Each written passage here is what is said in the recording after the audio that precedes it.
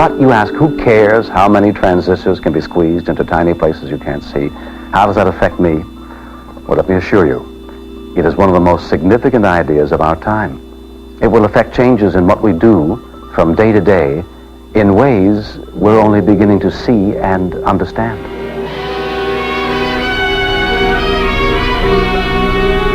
Microwaves and other radio frequencies. Your telephone, a familiar everyday known to object, affect the human is the body. key which stands ready to unlock a vast array of equipment, most of it unseen. Professor James Lynn is hearing sounds that aren't there. But he's not crazy.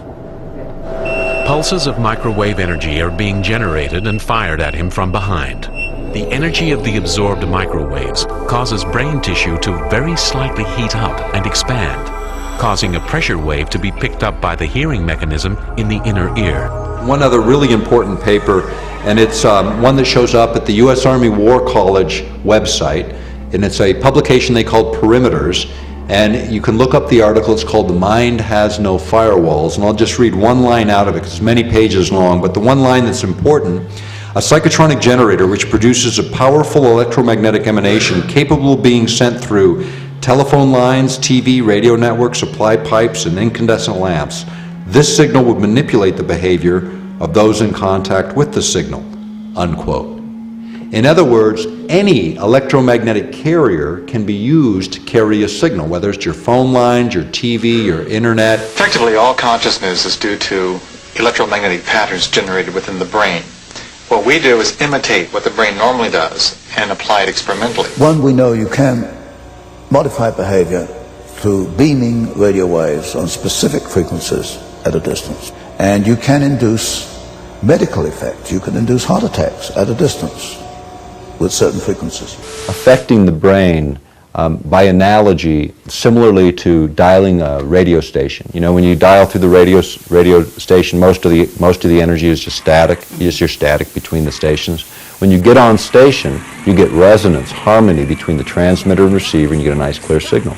The same is true in the human body and the human brain. You can create modulations, oscillations that will override the brain's natural rhythms. The brain will entrain or lock onto that external signal and begin to mirror it. Starting in the 1960s, people began claiming they were victims of mind control. I personally corresponded with upwards of 1,500 victims, all complaining of identical complaints from every state in the nation of being exposed to electromagnetic radiation, non-ionizing radiation for the use of cognitive control or behavior control.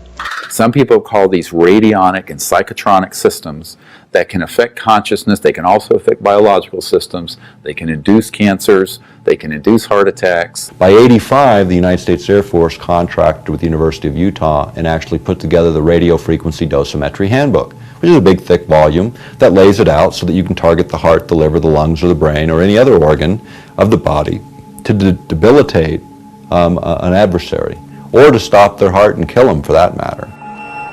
Brain is an electrical organ. It is susceptible to electrical signals. In principle, one could embed or encode information in the microwave signal such that it could be perceived by the brain. All right, we'll start with this one here. U.S. Patent 5036858A, method and apparatus for changing brain wave frequency. And this one was filed back in 1990. Citizens who are currently non-consensual victims of cognitive neuroscience and neurophysiological research and experimentation, which is enabled remotely through extreme low frequency computer-to-brain entrainment technology. This technology exists and can be verified on subjects with a high degree of accuracy using current neural imaging technologies. Okay, this is an atrocity that has gone on for years. And what they did was they taught a rat how to do certain things. And when the rat did all these complex things, it could get food. Now, it took the rat weeks to learn that.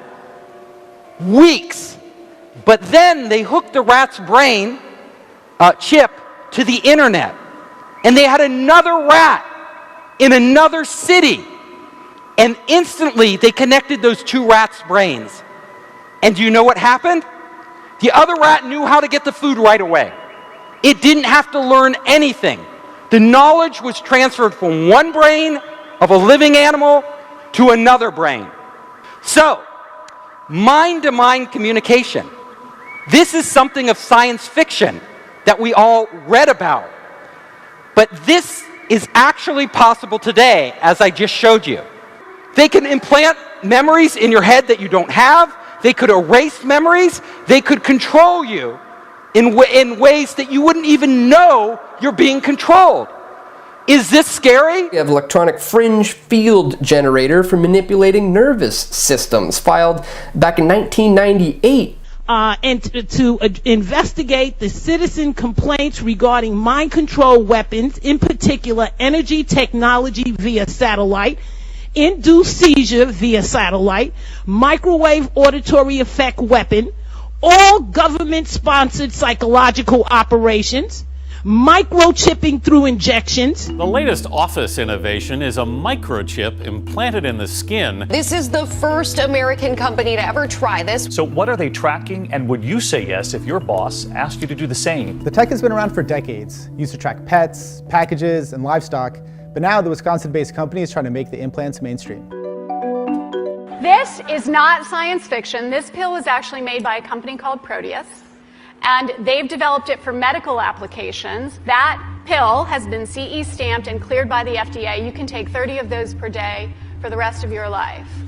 And then what happens? Does your heart beat change? Does your... We can just tell that you've taken the pill. But the most likely explanation is that experimentees are implanted with foreign objects either too small to appear on commercially available scanning equipment or designed to be indistinguishable from the surrounding tissue.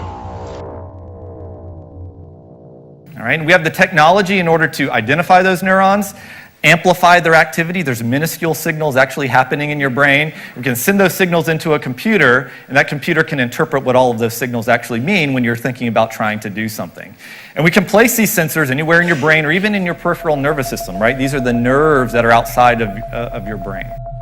It also has what amounts to an inside-out potato battery. When you swallow it, the acids in your stomach serve as the electrolyte. That's what they do. And they power it up, and the switch goes on and off. And it creates an 18-bit ECG-like signal in your body, and essentially your entire body becomes your authentication token.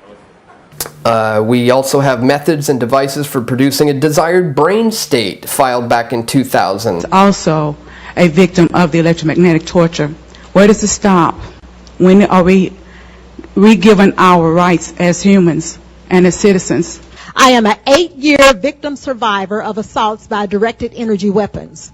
The machine itself was inexpensive and easy to construct, using parts from a consumer electronics store. It emits a weak magnetic field, pulsed at extremely low frequency. As the subject of the test, I was blindfolded, and my ears were blocked to prevent inadvertent clues as to what was happening. A magnetic probe was placed about 18 inches from my head. As the experiment began, 2 signal generators produced waveform patterns that were transmitted by the magnetic probe at about 1/1000th of the Earth's natural magnetic field strength. Describe anything that you see, if any. In the control room, Van Bice varied the waveforms being generated. In another room, I could see waveforms changing shape in my mind. Parabola just went by? Parabola just went by. Oh, yeah, I did. I just flipped the switch. Parabola? There's a spike right there. Spike. Right there. Tight spike. I dramatically changed the generator. I stepped it by 10 right here. And the intermix from the 2 generators was right where you said that you saw a spike. Later, I asked Van Bice what a weapon using this technology could do. Induce basically what would be considered hallucinations in people, direct them to do things against their so-called better judgment. How easy would it be to assemble a weapon from existing off-the-shelf parts? In 3 weeks, I could put together a weapon that would take care of a whole town. Method and apparatus of varying the brain state of a person by means of an audio signal. Again, this was filed back in 1990. I have been under what I believe is neuromonitoring, when I can think of something and go outside and somebody will walk by me and repeat what I just said. I know I'm not crazy. So he said, you know, we developed this so well that we can target somebody with an electromagnetic field that has embedded in it like a script or a hologram or a series of experiences, like a lucid dream. And that person will believe it's real. You could give someone an instruction, or you could perhaps make them think they were going mad. And it quite clearly talks about the military applications of this technology. Methods of inducing mental, emotional, and physical states of consciousness include specific mental activity in human beings. This one is wild, again, 1990. This is a widespread government program that is non-consensual, that is affecting many, many thousand, and it's growing daily. The MKULTRA stands for mind control, K like German control, and it was acknowledged CIA program. It came out during the Senator Church hearings back some years ago in the 70s, I believe. And they were using, what they acknowledged through those hearings was they were using LSD and other things to do mind control. The part of it that did not get acknowledged in the church hearings on Capitol Hill is what I'm discussing now. Nervous system manipulation by electromagnetic fields from monitors. Check this one out. A method of an apparatus for inducing desired states of consciousness. Once again, this is improved methods in an apparatus for entertaining human brain patterns, employing frequency following response, or FFR techniques, facilitate attainment of desired states of consciousness. This scientist, who did not want his identity revealed, is employed by the U.S. government and has done secret RF weapons research. Certain kinds of weak electromagnetic signals work exactly like drugs. And so the promise is that anything you can do with drugs, you could do with the right electromagnetic signals. Can I ask you a question about some of the technology that you're developing to fight the war on terror, specifically directed energy and high-powered microwave technology? When do you envision that you can weaponize that type of technology? Goodness. It is in, for the most part, the kinds of things you're talking about are in varying early stages. Do you want to give anything you'd add? I don't think I would add much. I think they are in early stages, and you know, recently you've seen promoted, in fact it's been every year for 5 years, they announce it as if it were brand new, this Humvee with a dish on the back of it that's used for riot control purposes, and the story goes it'll create the heat sensation on the surface of the body of about 130 degrees, which it certainly will do. A wave of extreme heat that comes from nowhere. It's one of the U.S. military's newest non-lethal weapons, an electromagnetic beam that emits an odorless, invisible, and silent blast of heat, whose powerful beam can reach up to 1,000 meters. It felt like opening up an oven door, almost mixed with a sting, from about my sternum to my neck. And what they didn't tell the public is, by changing the waveform, pulse rate, frequency, or any number of parameters, you can have a much, much different effect. You can affect the brain, the heart, the liver, the lungs. You can do many, many things with the very same device, driven by software and the push of a button. The technology has attracted safety concerns, though the U.S. military says the rays do not penetrate the skin and pose no health risks. Method and an associated apparatus for remotely determining information as to a person's emotional state. Thousands of Americans are currently suffering from chemical, electromagnetic, psychological, and physical torture with no government relief or laws. Our servicemen, prisoners, and thousands of unknowing, innocent civilians are currently being lamed, tormented, and tortured as a result of military research, medical research, pharmaceutical research, physiological and psychological studies. Thought transmission unit sends modulated electromagnetic wave beams to human receiver to influence thoughts and actions without an electronic receiver.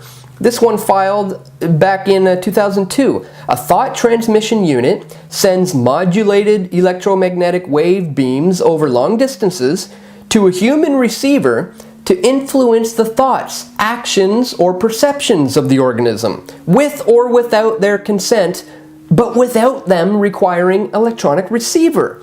Microwave auditory effects, silent sound spectrum, EEG cloning, which has taken the lab out of the laboratory and into the home. Most of these, from the research that we reviewed, can be done remotely. It seems to be more weapons research than medical research. In 1969, there was a book published called Towards a Psycho-Civilized Society. And this was put together by Jose Delgado. And he had his doctorate in electrophysiology from the University of Madrid from 1950. He came over to Yale University in the mid-60s and began mapping the human brain, stimulating the human brain in primates and bulls and animals, all different kinds of animals, stimulating different parts of the brain to see what parts were responsible for what kinds of actions or cognitive functions and so on.